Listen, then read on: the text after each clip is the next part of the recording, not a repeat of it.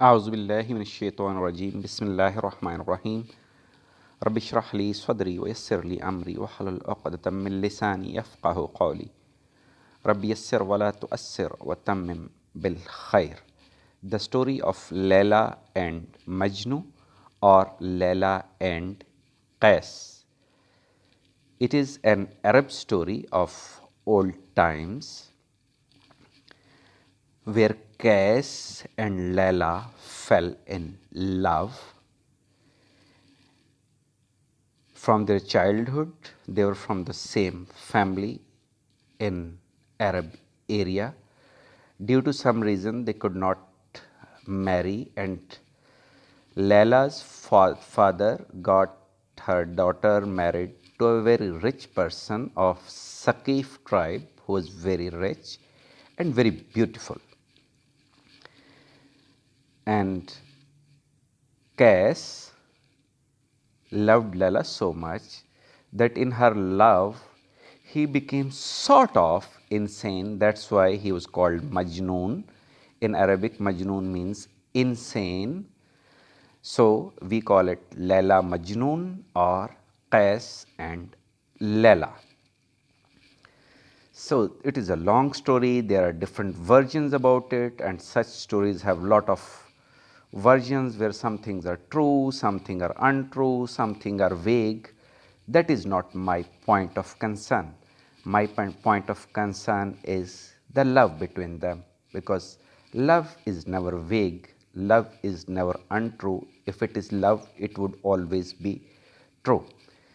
So Qais became Majnun, and he visited the area where Layla was, and he used to roam in the deserts, and he used to roam in the city, never getting near Layla. But since he missed her a lot, so he would go everywhere where he would think that Layla is there. So it is sort of indirect love now, because she was now married. Out of her respect, he could not go to her, but he would love everything which was directly or indirectly closer to Layla. Then there are many other minor and major incidents happened between his madness and his death, I mean Qais or Majnun. Most of his recorded poetry was composed before his descent into madness. He was a great poet. Okay. One of his verse is, Qais says about Layla, I pass by his town, the town of Layla, and I kiss this wall and that wall. It's not love of the town that has enraptured my heart, but of the one who dwells within this town. So actually he was loving all those walls and deserts which were near Layla, not because of them, because they were associated to Layla. So he was mad about them also. So this is the true essence of love, that once you love somebody, then you love everything about him or her. In my For my English brothers and sisters, or European brothers and sisters, and American, Canadian, Australian brothers and sisters, we can narrate it somehow to Romeo and Juliet story. Okay, and love never goes waste. Love is never unsuccessful, because in love you don't want to achieve something. In love you want to be filled. Okay, if anybody is interested, they can read different versions of Layla Majnu, and there are a lot of movies about that in different languages. So my focus is love. And another sub focus in that love story is a small incident which is quoted.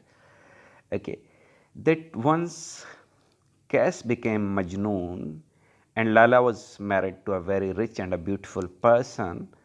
So now Majnun was in so bad condition that people would throw stone at him, and they would call him Majnun, or insane, or mentally unfit.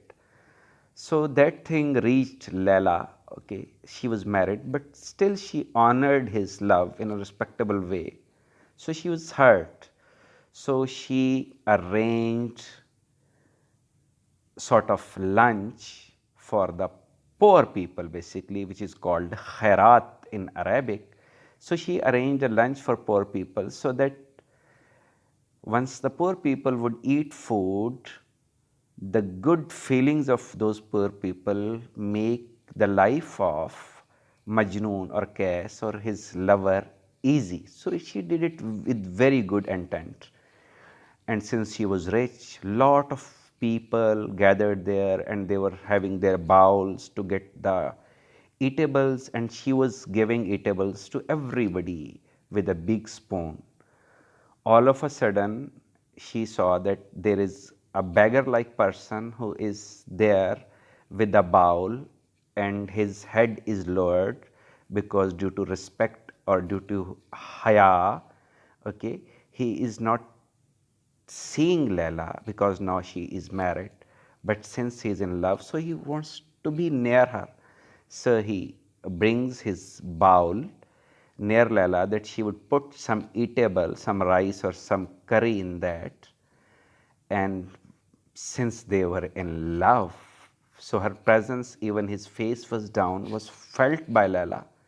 Once she saw that he is Qais or Majnun, she angrily put her bowl away. It was a mud bowl, and that bowl fell on the ground, and that bowl tore into pieces. Majnun was very hurt. Majnun was very hurt. He left. He left with very sad heart. And then Layla called him back, and she said the golden words. She said, Majnun, I have arranged all this stuff for you, for your honor, and you are here like beggars. It is for you.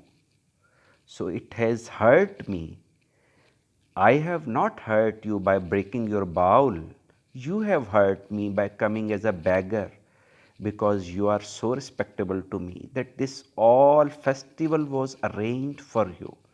So it is very deep thing, and this thing narrates us to the point that Allah subhanahu wa ta'ala is our beloved. He loves us so much that He has arranged all the festival of this world for us, for the people who love Him, for the people who are Qais for Allah subhanahu wa ta'ala, who are Majnun for Allah subhanahu wa ta'ala.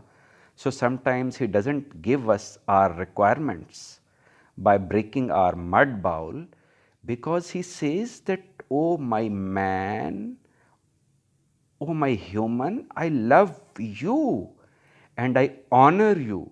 Okay? So if you are going through pain because of distance between you and me, bear that pain, because the respect and pride in love comes with patience, with bearing the pain. Then you grow in love. So sometimes Allah doesn't give us our desires because He says that don't be beggar. You are here to rule this world. You are my vice. You are my second in command. You are Khalifatul Ard. So love story of Qais and Layla, or Layla and Majnu, narrates to the actual core of love, which is between Allah subhanahu wa ta'ala and His human beings, His lovers. So may Allah grant us His love. Ameen. Sum Ameen. Ya Rabbal Alameen. Allahumma salli ala Muhammad wa ala ali Muhammad. ربنا آتنا في الدنيا حسنة وفي الآخرة حسنة وقنا عذاب النار. ربنا هب لنا من أزواجنا وذرياتنا قرة أعين واجعلنا للمتقين إماما. صلى الله تعالى على خير خلقه محمد وعلى آله وصحبه أجمعين.